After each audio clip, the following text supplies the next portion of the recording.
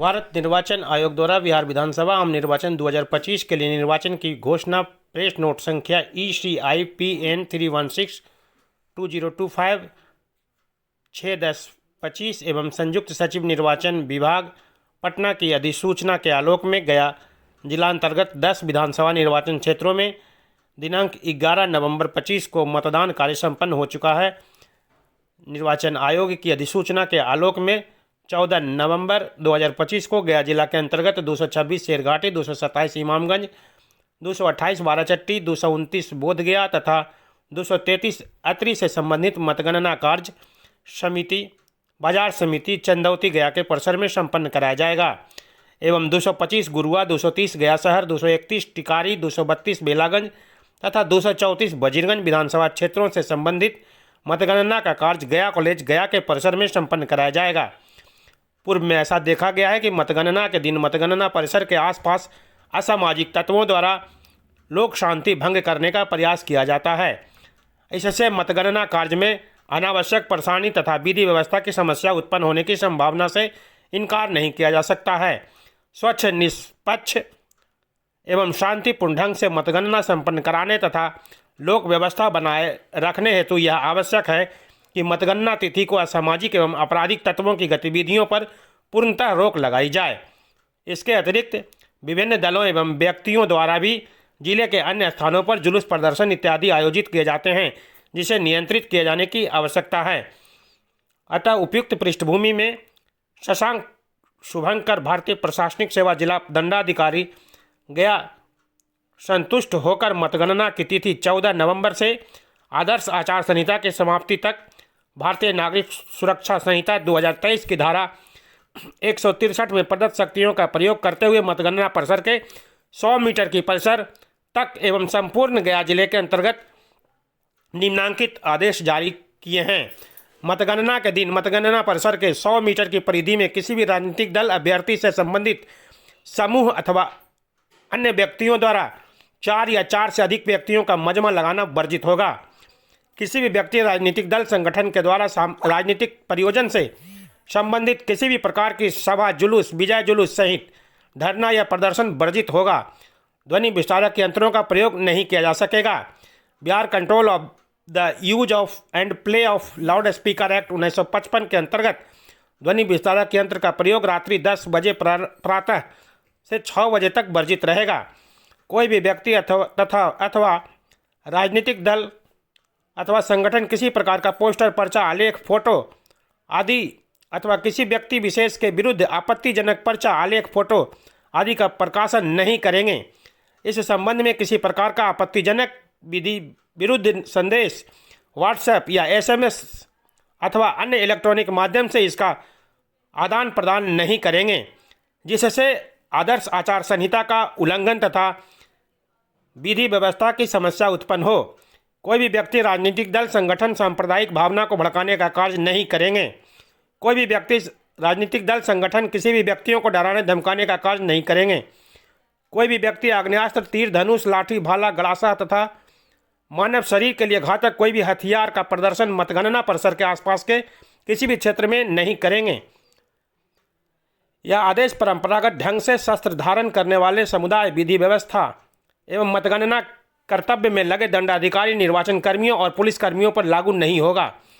किसी भी राजनीतिक दल, व्यक्ति, संगठन के द्वारा भारत निर्वाचन आयोग द्वारा आदर्श आचार संहिता के संदर्भ में समय समय पर जारी दिशा निर्देशों के विपरीत कोई कार्य नहीं किया जाएगा।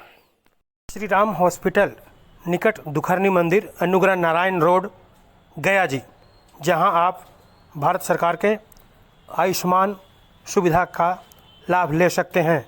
यहाँ आयुष्मान कार्ड के जरिए निःशुल्क स्वास्थ्य सुविधा देने की उत्तम प्रबंध है, जहाँ M. अली रब्बानी, आनंद गौरव, प्रमिला भदानी, राशिद इकबाल सहित कई सर्जन आपकी सुविधा के लिए उपलब्ध हैं। तो आइए, श्री राम हॉस्पिटल निकट दुखरनी मंदिर, अनुग्रह नारायण रोड, गया जी, जहां किसी भी प्रकार के बीमारी के लिए बेहतर सुविधा उपलब्ध है, जहां निःशुल्क सुविधा का लाभ आप ले सकते हैं। आयुष्मान कार्ड धारक।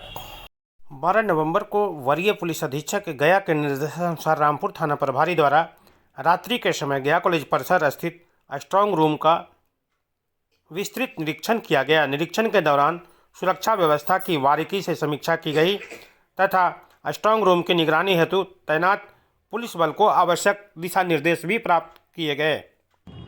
गया जिले में 2 स्ट्रांग रूम हैं और मतगणना केंद्र गया कॉलेज में और एक बाजार समिति में, दोनों जगहों पर चुनाव आयोग और पुलिस मुख्यालय के निर्देशानुसार जो सुरक्षा के मानक हैं 3 लेयर सिक्योरिटी वह दोनों जगहों पर की गई है और पर्याप्त मात्रा में CAPF, BSF और जिला पुलिस के बल विभिन्न श्रेणियों पर विभिन्न लेयर्स में मौजूद हैं, जो कि प्रॉपर उनकी निगरानी कर रहे हैं। और कहीं भी उसके अतिरिक्त हमने आउटर कॉर्डन में स्थानीय थाने और स्थानीय प्रशासन, पुलिस प्रशासन की तरफ से पर्याप्त मात्रा में पुलिस बल दिया गया है ताकि लोगों के बीच ट्रांसपेरेंसी रहे, कोई अफवाह न फैले और कोई मिसकम्युनिकेशन नहीं। Thank you. गया पुलिस ने अवैध रूप से ATM से पैसा निकासी करने के मामले में 2 mobile phone, 2 ATM card, 1 ATM blocker एवं 1 एयरटेल पेमेंट बैंक मशीन तथा अन्य सामग्री के साथ एक अभियुक्त को गिरफ्तार किया है। 13 नवंबर को गया पुलिस को सूचना मिली कि ग्राम काली स्थान पछट्टी स्थित SBI ATM से अवैध रूप से धन निकासी की जा रही है। प्राप्त सूचना पर वरीय पुलिस पदाधिकारी को अवगत कराते हुए उक्त सूचना के सत्यापन एवं आवश्यक कार्रवाई हेतु बोधगया थानाध्यक्ष एवं बोधगया थाना के अन्य पुलिस पदाधिकारी कर्मी के द्वारा तत्क्षण काली स्थान पछट्टी पहुंचकर स्थानीय लोगों की मदद से एक संदिग्ध को गिरफ्तार कर लिया गया। पकड़ाए आरोपी का नाम राहुल यादव, पिता विनोद यादव, गोविंदपुर थाना खैरा, जिला छपरा बताया गया है। पकड़ाए व्यक्ति का विधिवत तलाशी लेने पर उक्त सामान बरामद किया गया है। आरोपी ने बताया कि वह अपने सहयोगी के साथ मिलकर विभिन्न ATM में जाकर पैसा निकालने वाले स्थान पर मनी ब्लॉकर लगाकर ATM फ्रॉड को अंजाम देकर अवैध रूप से धन निकासी कर लेते हैं। इस संबंध में बोधगया थाना कांड संख्या 789/25 13 नवंबर को दर्ज कर लिया गया है। इसमें पकड़ाए गए अभियुक्त का आपराधिक इतिहास पता लगाया जा रहा है और अन्य अभियुक्तों की गिरफ्तारी हेतु छापेमारी भी की जा रही है। वादी के द्वारा लिखित आवेदन देकर बताया गया कि ये अपना मोटरसाइकिल चचेरा भाई विजय यादव के घर नीचे लगाकर अपने कमरे में चले गए थे। जब वापस आए तो वहां उनका मोटरसाइकिल नहीं दिखा। अपने स्तर से काफ़ी खोजबीन करने के बाद कुछ पता नहीं चला, तब थाने में आकर उन्होंने आवेदन दिया है। इस संबंध में बेलागंज थाना कांड संख्या 655/25 दिनांक 12 नवंबर को दर्ज कर लिया गया। थाना के द्वारा त्वरित कार्रवाई करते हुए आसूचना संकलन कर इस कांड के संलिप्त एक अभियुक्त को चोरी की मोटरसाइकिल के साथ गिरफ्तार कर अग्रेतर कार्रवाई की जा रही है। गिरफ्तार अभियुक्त का नाम संतोष यादव, पिता बुल्लू यादव उर्फ बुल्लू यादव, नेवरी, थाना बेलागंज बताया जा रहा है। वादी के द्वारा लिखित आवेदन दिया गया कि जब ये खेत पर काम कर रहे थे, इसी दौरान सिकंदर उर्फ हुन्ना यादव अपने सहयोगियों के साथ आकर जाति सूचक शब्द का प्रयोग करते हुए गाली गलौज करने लगा। मना करने पर मारपीट भी किया। इस संबंध में निमचक बथानी थाना कांड संख्या 98/25 दिनांक 26/4/2025 को दर्ज कर अनुसंधान शुरू किया गया। निमचक बथानी द्वारा लंबित कांड में वांछित फरार अभियुक्तों की गिरफ्तारी हेतु चलाए जा रहे अभियान के तहत आज सिकंदर उर्फ हुन्ना यादव, पिता अशोक यादव को, जो बहोरमा निवासी हैं, गिरफ्तार कर लिया गया। अन्य अभियुक्तों की गिरफ्तारी के लिए छापामारी जारी है।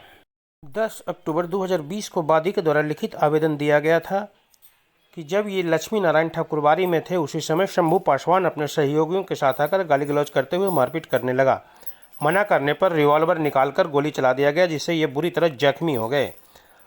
इस मामले को लेकर टिकारी पंचानपुर थाना कांड संख्या 506/2020 दर्ज कर अनुसंधान प्रारंभ किया गया, जिसमें कांड में संलिप्त एक अभियुक्त को गिरफ्तार कर न्यायिक हिरासत में भेजा जा चुका था और अन्य अभियुक्तों को गिरफ्तारी के लिए छापेमारी जारी की गई है। आज शंभू पासवान पिता गजेंद्र पासवान उर्फ राजवल्लभ पासवान सिंघापुर थाना टिकारी को हिरासत में ले लिया गया। 3 नवंबर को सरवहदा थाना को लिखित शिकायत मिली थी कि जमीनी विवाद को लेकर कमलेश पासवान अपने सहयोगियों के साथ मिलकर वादी को गाली गलौज करने लगा और मना करने पर जान मारने की नियत से मारपीट कर बुरी तरह जख्मी कर दिया है। इस संबंध में सरवहदा थाना कांड संख्या 131-25 3 नवंबर को दर्ज कर अनुसंधान शुरू किया गया। इस पर सरवहदा थाना ने त्वरित कार्रवाई करते हुए कांड में संलिप्त एक प्राथमिकी अभियुक्त को गिरफ्तार कर अग्रेतर कार्रवाई कर रही है। आज गिरफ्तार किए गए अभियुक्त का नाम कमलेश पासवान, पिता प्यारे पासवान, हेमारा, थाना सरवहदा है।